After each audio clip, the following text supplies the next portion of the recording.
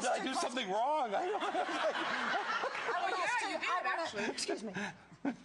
Can I just ask my question? I know. We promised each other that we would try to each one get our question in. Okay, fine.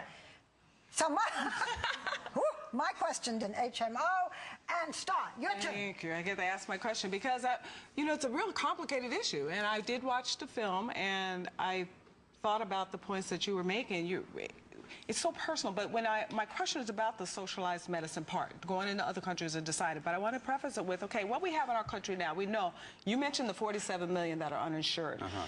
That down to households, that's about 10% of Americans. 10% have no insurance.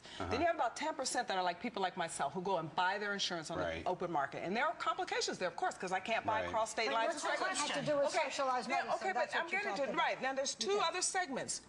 80% of Americans, half their employer buys their insurance for them. And that's the ones where you're talking to HMO. They have complications because a third party's paying the bill. Socialized medicine, the other half, I lived in that. I lived on welfare. That other half, 50% of that group, the government already pays for. And my question is, why would you go to a foreign country? You know, you talk about... Got the question. I have the answer. As opposed to going to South Central LA or South Dallas or North Philly. First of all, ask anyone's grandparent here what they think of the Social Security. We don't work for the poor. You put education in there, and it doesn't work for the poor. Let me answer. Social Security doesn't work for the poor. I think what people are also asking, like, answer the question. We wouldn't expect the fire department. It's Al Gore. He's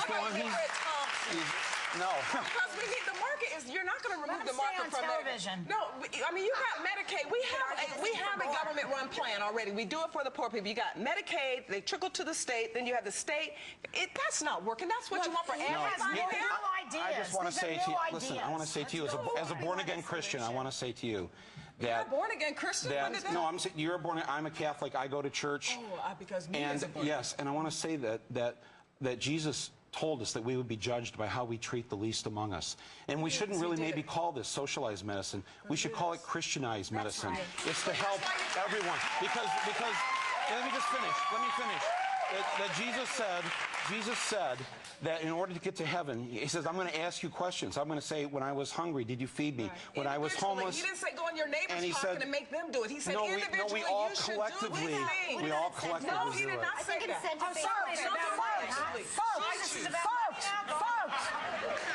we are a live program and we just have so much time, and we're being told that this is controversial.